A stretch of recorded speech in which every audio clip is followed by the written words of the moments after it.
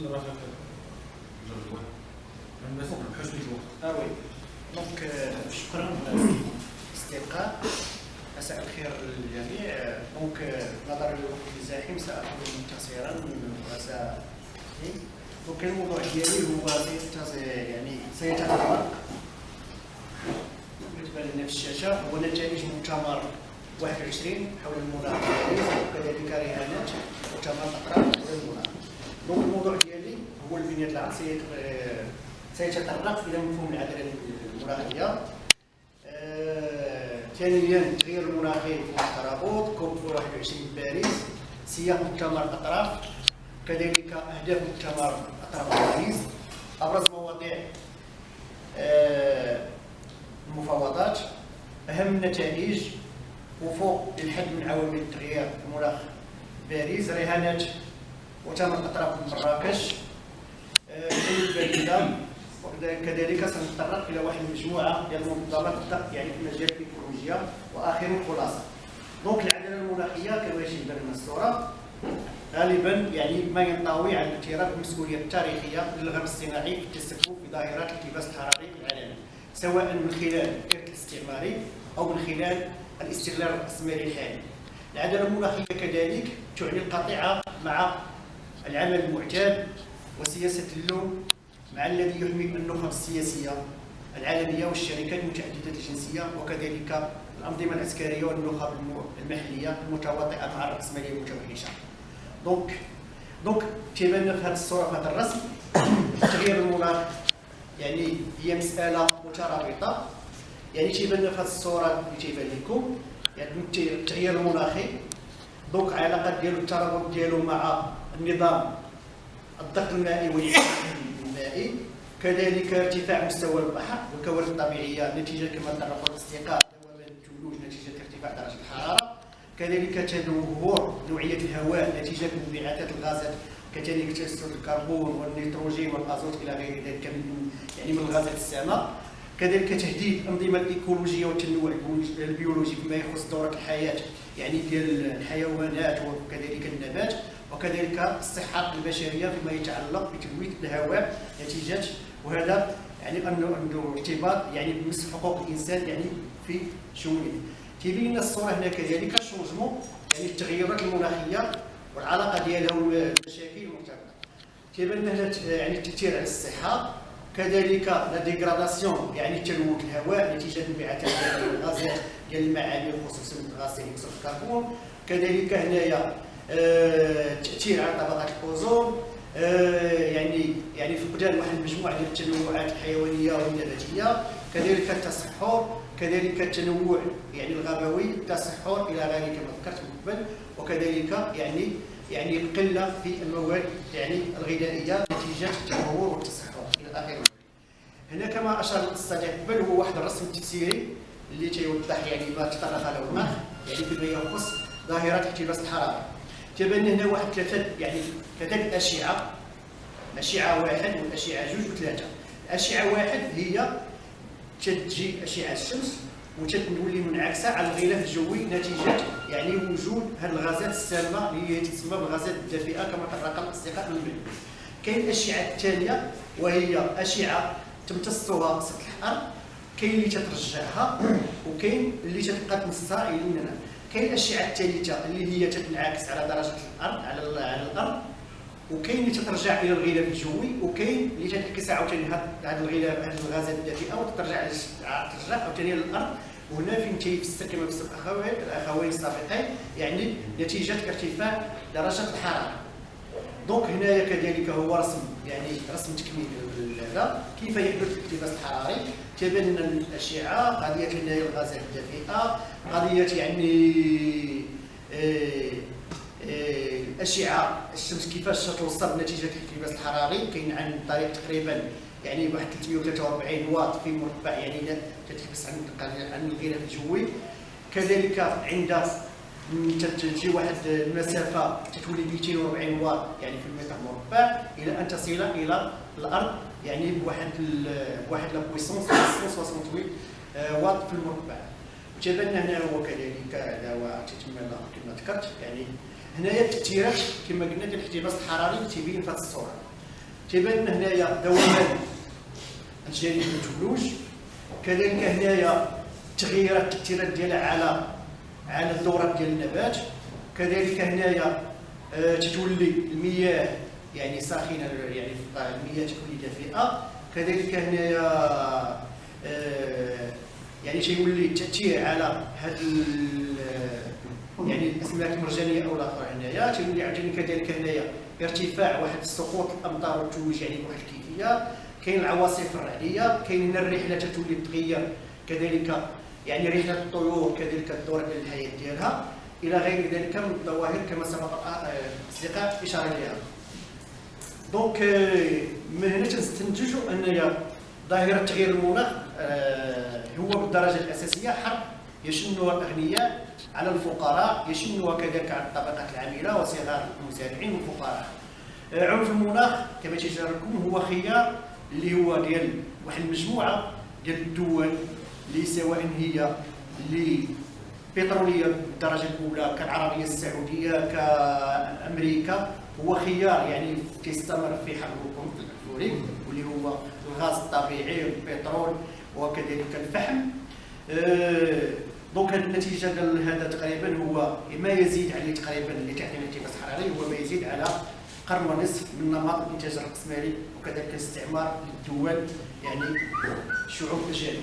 هنا المعاينات تقريبا كانت يعني في مؤتمر الاطراف ديال 21 تقول اللي جات تقريبا المعاينه في حدود 2100 هو احتمال ارتفاع درجه الحراره ما بين درجه ونصف الى 6 درجات. ارتفاع يرجع الى عوامل بشريه ولكن هذا الشيء فيه نقاش يعني في واحد الموضوع هو نمط الانتاج بالدرجه الاولى يعني من بعد بدايه الثوره الصناعيه يعني في منتصف القرن الثاني عشر. كذلك التقرير اللي كان تقريبا ديال الفريق البيوحكومي حول التغييرات المناخيه اللي تيأكد ان نسبه التاكد من مسؤوليه الانسان عن زياده الغازات الدافئه قد ارتفع من 90% حاليا مقابل 60% يعني في سنه 2001. دونك هذا واحد المجموعه من الخرائط هنا ارتفاع درجه الحراره. النسبه ديال الغازات يعني مكون الاحتباس الحراري اللي تتبان لنا في هذه الصوره اللي هي نسبه اكبر وهو توليد الطاقه الكهربائيه وانتاج الماء يعني في بناء بعض السدود اللي هي كدات الخطا ديالها والتاثير ديالها على البيئه. كان صناعه النفط والغاز يعني بواحد 15% اللي تتسبب لنا تدمير البيئه. المعاينه كذلك كاين مسؤوليه الغازات الدافئه ثاني اكسيد الكربون. المسؤوليه التاريخيه كما ذكرت هي مسؤوليه متباينه بين واحد المجموعه ديال الدول اللي هي ملوثه بالدرجه الاساس، هي امريكا، الصين، الهند، استراليا وكذلك العربيه السعوديه باعتبارها من الدول النفطيه. كذلك نمط انتاج معتمد على الطاقه الاحفوريه وكذلك نمط انتاج المعتمد على التنموي بالاساس. دونك اجوبه لمواجهه ظاهره التغيرات المناخيه على المستوى الدولي منذ يعني مؤتمر الارض اللي كان في البرازيل ريو دي جانيرو 92 وكذلك على المستوى الوطني والمحلي. تبان لنا هنا واحد الشماله تقريبا هذه اللي خرجت بها تقريبا يعني مؤتمر الاطراف باريس. دونك كان واحد 3 ديال القرارات. القرار هو على المستوى كذلك العام وكذلك غيطبق على مستوى جميع الدول اللي هي صادقات وكذلك ضمت الى الاتفاقيه من غير الامم المتحده من غير الولايات المتحده اللي هي تخطات وما صادقاش على هذا الاخر باعتبارها هي الملوك الاول. كاين يعني القرار ديال التخفيف ونقل التكنولوجيا والتمويل. دونك هادو لجينا التكييف. ما معنى التكييف؟ التكييف هو كذلك التكييف على ظاهره المناخ اللي كاينه دابا لواحد المجموعه ديال المشاريع اللي هي كبناء الجدران البحريه لتسرب المياه يعني المالحه للاراضي. كذلك يعني ايجاد واحد المجموعه اللي غنبين واحد الشمال تقريبا واحد البلون ديال الرسوم ديال التكييف اللي غنشوفوا ديال فرنسا من بعد هو اللي تيبين لنا واحد المجموعه ديال تقريبا ديال الحلول ولكن تتبقى حلول تقريبا غير وهميه، حلول يعني زائفه بالمقارنه مع هذه الحلول. دونك هذا تيبان لنا واحد الصوره هنايا تقريبا ديال واحد البلون ديال يعني ديال التكييف على مستوى هذا تقريبا في فرنسا اللي تيقول انه غادي يريد وغادي يخفض واحد 20% تقريبا من الغازات الدافئه يعني باعتماد تقريبا هذا القرار يعني ديال التكييف.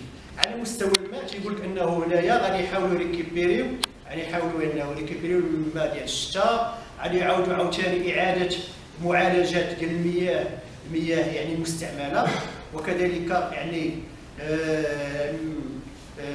العمليه ديال التبريد، واحد المعالجه اللي هي غتكون مقننه، يعني واحد الكيفيه عمليه التبريد السونتر اللي المحطات يعني الذريه. دونك ولكن تعرفوا انه تقريبا يعني في المغرب كما شار الصديق قبيله هي المحطات اللي كاينه عندكم هنا تقريبا، هو في الدول تقريبا الاوروبيه تيبان ان يعني القنوات ديال الصرف الصحي من يعني المغرب لا يعني لا يتماشى مع تقريبا مع هذه المبادئ تقريبا، وخصوصا ديال الصرف الصحي. في الدول الاوروبيه تيبان تقريبا كاين ثلاثه القنوات ديال الصرف الصحي، كاين يعني المياه، كاين المياه الشتويه والمياه العادمه فيها جوج، يعني في الديور عندنا المياه المستعمله تمشي مع المراحيض والمياه ديال لافابوات. في الدول الاوروبيه تيعزلوه ما يسمى بالنظام يعني لو سيستيم سيباراتيف. الماء الشتي تيمشي بوحدو، تيمشي ديريكتومون لو روجي ديالو للبحار. الماء ديال اللافابوات كذلك تيمشي حتى هو عنده ان تريتمون تقريبا اقل تكلفه، وكذلك المياه اللي تيستعمل في المراحيض عنده عمليه معالجه هو اكثر متعقده. دونك هنا في المغرب تيعجبونا هاد لي ريزو كاملين الشبكه ديال الطهير تيجمعهم كاملين، وبالتالي لا نستفيد كذلك، وتمشي عندنا عمليه تولي اصعب واكثر مكلفه. عمليه ديال التعمير تبان هنايا كذلك يعني واحد التقنيات ديال يعني ديال بناء واحد يعني السدود كما ذكرت قبيله، هو من حد تقريبا ديال الصعود ديال المياه ديال فيضان يعني البحار على يعني نتيجه ارتفاع ديال مستوى البحر نتيجه ذوبان ديال الثلوج. فيما يخص النقل يعني كاين عمليات هو اللي تعتمد تنعرفوا حنايا تقريبا البنيه التحتيه كامله يعني ديال وسائل النقل تعتمد تقريبا على يعني استخراج الطاقه الاحفوريه، وبالخصوص تقريبا وهو المشتقات يعني ديال البترول، مثلا البيوتين الزفت هو اكثريه مرتبط بالبترول. هنايا عمليه التشكيك تيقول انه اعاده تقريبا لو رونفورسمون الاخر والصيانه تقريبا ديال هاد الطرق. المساله ديال الغابات هنايا هو يا لي ريسورس دو بلونطاسيون، عاوتاني نديروا واحد ليسبيس ديال الادابتاسيون، وكذلك نحدوا يعني المناطق اللي هي متعرضه اكثر لخواطئ للحرائق. فيما يخص نقل التكنولوجيا، النقل التكنولوجيا في يعني في المحور الثاني كما سميتوا هي كاين التكييف، كاين التخفيف. التخفيف هو يعني عنده علاقه بالتكييف، ولكن هو التخفيف من الغازات الدافئه، يعني واحد المجموعه كما ذكروا الاصدقاء، وهو بعض ما يروج له تقريبا الامبرياليه في بعض الدول، وهو مثلا كالعماره الخضراء، كالسياره الخضراء، كالمغرب الاخضر، كواحد المشاريع اللي هي صديقه البيئه، ولكن هذه كانت تلقى حلول يعني زائفه. نقل التكنولوجيا وهي انه المشاريع تشوف مثلا يعني المحطه ديال النور في وزازات هي تدخل في هذا يعني في هذا المحور ديال نقل التكنولوجيا، ولكن نستفيد منه. تلقاو ان يعني الدول يعني هذه الشركات العابره للقارات هي اللي تستفد، وانها تذهب الموارد ديال الحكوميه للشعوب الجنوب، وبالتالي انها تدير مشاريع تستفيد من الطاقات التلوث هنايا. يعني هذه الشعوب كانت الجنوب، وان الشعوب الجنوب تزيد اكثر تلوثا وتزيد اكثر تعقدا. دونك قضيه التمويل وهي ما يعني التمويل يعني كاين ما يعرف تقريبا عنده ارتباط يعني بالسوق ديال الكربون. تعرفوا ان السوق ان الدول المتلوثه عطاوها حق انها تشري مثلا يعني من عند الدول اقل يعني تلوثا. مثلا اخذنا المغرب هو اقل تلوثا، مصر، بعض الدول اللي هي ديال الجنوب اقل. تجي الدول الاخرين يعني اكثر ملوثين تشري عندها حقوق. مثلا اخذنا امريكا تقريبا عندها تقريبا 9.5، مثلا مصر في عندها تقريبا شي 1.5.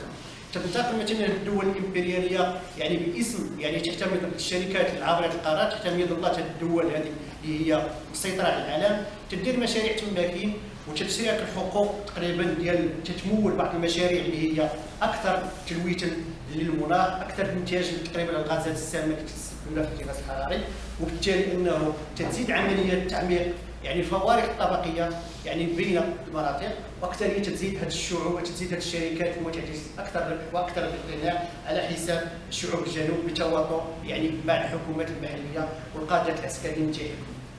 دونك عمليات هذه تقريبا يعني ما يتعلق ب يعني مؤتمر الاطراف لوحده باريس.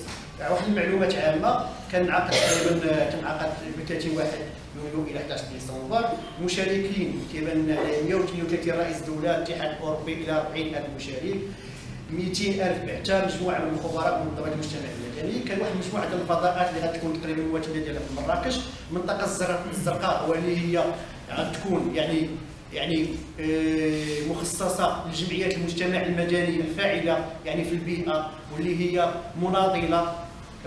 حنا يعني كشبكه ديمقراطيه لاننا تناضل غالبا اننا نكونوا تماكين في هذا الفضاء الازرق من اجل المرافعه ومن اجل كذلك يعني فضح هذه الشركات المتعدده الجنسيه اللي هي تتنهب خير ديال البريد ديال شعوب الجنوب وتزيد اكثر تلويث فيها. عندك سياق كوفانتو، تيبان لنا السياق كان نرجع للسياق التاريخي، هو كان طالع تقريبا 1970 يعني في اول ندوه ديال المناخ في جونيف، وكان فيه اول رابور اول فيه تقرير يعني علمي اللي حول تقريبا التغيرات المناخيه. انطلقنا الى 1990 كان لو رابور تقريبا ديال الفريق الحكومي اللي هو كان 1988. كانت اول يعني من بعده كان بالبرازيل بريو دي جانيرو يعني قمه الارض 92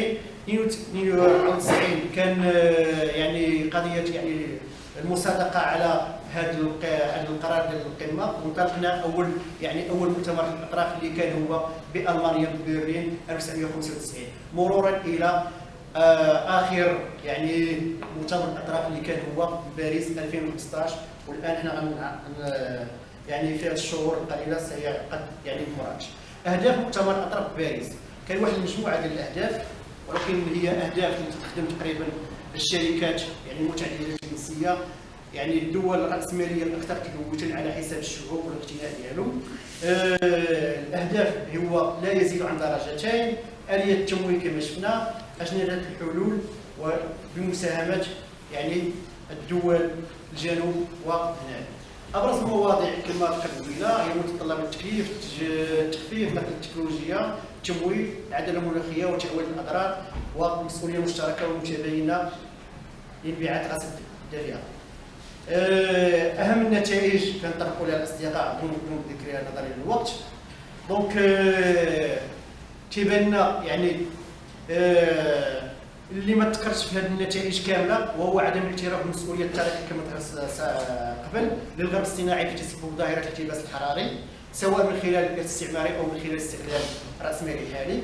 دونك الرهانات اللي هي على عاتق تقريبا مؤتمر الاطراف اللي غتكون مراكش هو التطبيق يتطلب اراده الدول ممثلي الشعوب من توقيع المصادقه، اجراءات وتفعيل اتفاقيات باريس وخاصه مفهوم العداله المناخيه وتعاليات مراقبات تنفيذ بنود اتفاق باريس. هذا يطرح اشكال شكون هذه الجهه اللي واش هي اكثر من هذه الدول الملوثه، كيفاش تكون عمليه الاجراءات ديال هذه العمليات ديال فرض العقوبات عليها، عمليات يعني اي وكاله كيفاش يعني تجميع هذا. دونك هذا اشكال غادي تعويض الدول اكثر تضرر خاصه الدول الجزريه. نعرفوا ان الدول الجزريه هي متعرضه اكثر لظاهره الاحتباس الحراري نتيجه ذوبان الثلوج، وبالتالي ارتفاع اكثريه ان هذه الدول الجزريه ستكون يعني غتغرق كامله بالماء. دونك غندوز افاق الحد من عوامل التغيير. كاين واحد المجموعه كما ذكرت قبيله وذكرت الاصدقاء، ولكن تلقى حلول يعني خضراء، حلول تزيد اقتناع للدول يعني الراسماليه، دول الغرب لانها غتكمل الثريه وغتنهب الخيرات ديال البلاد الشعوب الجنوب بالخصوص. كان الطاقه النظيفه والنجاعه الطاقيه، العماره الخضراء، النقل النظيف، تحويل النفايات الى موارد وليس يعني مخلفات الضارات، تشجيع مرافق صديقه للمناخ والبيئات، التوسع في ابار الكربون والمساحات الخضراء، التحول نحو انماط الاستهلاك والانتاج المستدامه، البحث العلمي، التربيه الى اخره. من هنا تيبان لنا هذه الحلول اللي ذكرت تقريبا اللي هي حلول خاطئه، حلول تقريبا اللي تتبقى هي من يستفيد منها، واش الدول ديالنا ديال الشعوب كالطاقه مثلا الشمسيه واش يستافد منها، اللي الاثار ديالها تقريبا تنعرفوا ان الناس نتيجه تقريبا هاد المشاريع هي اللي هجرات الشعوب ديالها اللي كانوا تماكين تيحتاجوا من هاد الاراضي ديالهم مليون سنين، ما بقاش عندهم اثار تماكين. الاستفاده ما غتكونش استفاده محليه بالنسبه لهاد السكان، بالعكس غتكون استفاده من انشاء هذه المشاريع، من الانتاج ديال هذه الطاقه، من البيع ديالها. ما غيستافدوش منها هاد الدول خصوصا المغرب، وخصوصا ما يعني في المثال ديال هذه الطاقه مثلا ديال محطه النور وكذلك المحطه ديال الطاقه. بالاضافه الى تنعرفوا حنا تقريبا الوسائل النقل هذا ديال الترامواي في الرباط وكذا، تعرفوا شكون اللي دار شكون الشركه، كيفاش دخلوا، كيفاش لاقوا، شكون تيستعملوا. دونك البدائل ذكرها الاستقامه كما قلنا هنايا. هذه واحد المجموعه تقريبا ديال الامثله اللي هي كانت تقريبا في الهند بين واحد المجموعه ديال واحد الايديولوجيتين متقابلتين اللي كانت بين نهرو وغاندي حول الاستدامه وحول الحداثه. وكان انه في الاخر انه قضيه انه نمشيو تقريبا في بناء السدود، يعني في السياسه ديال نهرو ما عطاش نتائج، وفي الاخر انه يعني استولوا على مجموعه ديال الاراضي ديال السكان الاصليين وتم الترحيل ديالهم. في الاخير انه يعني اللي استافد تقريبا هما يعني واحد النخبه اللي هي لا يشابه المغرب، واحد النخبه يعني اللي استافدت من هذه الاراضي، دات اراضي هجرت الناس، استافدوا من هذه المياه، وبالتالي واحد المجموعه اللي ما وصلتش للماء تشجرات ما بقاش عندها اثار منها. دونك كنعطي واحد المجموعه كما ذكرت قبل، واحد المجموعه ديال الجمعيات الفاعله في البيئه، واللي هي كانت واحد المجموعه ضابطه من اجل يعني من اجل العداله الماليه، من اجل يعني تدمير، من اجل يعني اسقاط راس الماليه دول الوسطيه. هذه واحد تعرفوا جمعيات يعني العداله المناخيه الان هي ناضت يعني واحد يعني بشكل يعني واحد مجموعه ديال الدول الاوروبيه، وكشفت هذه الحلول الزائفه كما ذكرت ديال الراسماليه الخضراء كما ذكر الصديق، والنفاق صندوق القرار وكبار ارباب العمل الذين يبحثون دائما عن تحقيق اقصى قدر من الارباح. دونك هذه اللي كان تقريبا واحد النموذج تقريبا ديال الضغط اللي كان في باريس في يعني اثناء انعقاد مؤتمر اطراف باريس. نشوفوا واحد المجموعه ديال الصور هذو تقريبا ديال واحد الرؤساء مدراء عامين يعني ديال الشركات المتعدده الجنسيه علقوا الاتصالات ديالهم في الجدران ديال باريس، في اسقاط باريس كامل، وضغطوا تما من اجل الحضور، يعني ما يجوش يتروا على تقريبا على النقاشات وعلى جدول الاعمال اللي كانت في باريس. وفي الاخر انهم اضطروا انهم ما يحضروش هذه الرؤساء. كان واحد المجموعه كذلك كان مجموعه تقريبا الدول اللي تخدم على الثقافه الحفوريه من الارجنتين، من العربيه السعوديه، وكان واحد الضغط شعبي في الارجنتين من اجل يعني المشاركه في مؤتمر باريس. كذلك العربيه السعوديه اللي هي ضغطت على الوفود العربيه من اجل عدم الموافقه على القرارات ديال كوفنتايا، وكانت رفعت دعوى ضد واحد المجموعه ديال الافاز تعرفوها، واحد المجموعه ديال الضغط. كذلك واحد المجموعه تقريبا ديال دونك هذه واحد كذلك واحد التجربه اللي كانت في نيجيريا ضد شركات البترول الشيك، واللي كانت نهبوا واحد المجموعه تقريبا ديال البترول في نيجيريا. وكانوا يعني هاد القنوات ديال النقل ديال البترول سببت واحد المجموعه ديال المشاكل في يعني نتيجه يعني المرور ديالها في المزارع. ما بقاش هاد المزارع نتيجه تسرب يعني البترول يعني في الاراضي، وبالتالي الاراضي ما بقاش صالحه للزراعه، تهجروا السكان الاصليين. كانت واحد الحركه ايكولوجيه، ومن ثم كانت الشركات العابره قررت هذه الشركات الراسماليه يعني متعدده الجنسيه فوضى يعني مولات واحد المجموعه ديال العصابات من اجل قتل واحد المجموعه اللي كانوا هما مترأسين هذه الحركات الايكولوجيه يعني هو سين كين صاد ويوا. دونك هذه المجموعه كانت بالضبط تقريبا يعني في تايلاند اللي كانوا هنايا دار واحد الاعتصام يعني في هذه القريه اوبان رادات شامي اللي كانوا يديروا هنا واحد هنايا سامور هنايا. دونك هذه النقطه كانت واحد حركه بيئيه يعني في ايطاليا. كذلك حركه احتلوا اللي كانت انطلقت يعني من نيويورك، كان الاهداف ديالها هو اسقاط النظام الراسمالي، وكان كتعتمد على المداهمات. دونك خلاصه يعني أزمة المناخ هي مثال قوي لاستغلال الرأسمالي والإمبريالية للإنسان والطبيعة. يجب أن يكون نظام العدالة المناخية شعبيا في إشراك جميع المجتمعات المحلية أكثر تأثرا، ويجب أن يكون موجها نحو توفير احتياجات الجميع. النضال بالمطالبة بجبر الضرر للشعوب دول الجنوب على ما ارتكبته مؤسسة النيوليبرالية والرأسمالية المطلقة من نهب وسرقة للثروات الطبيعية بتواطؤ مع الحكومات المحلية. وشكرا.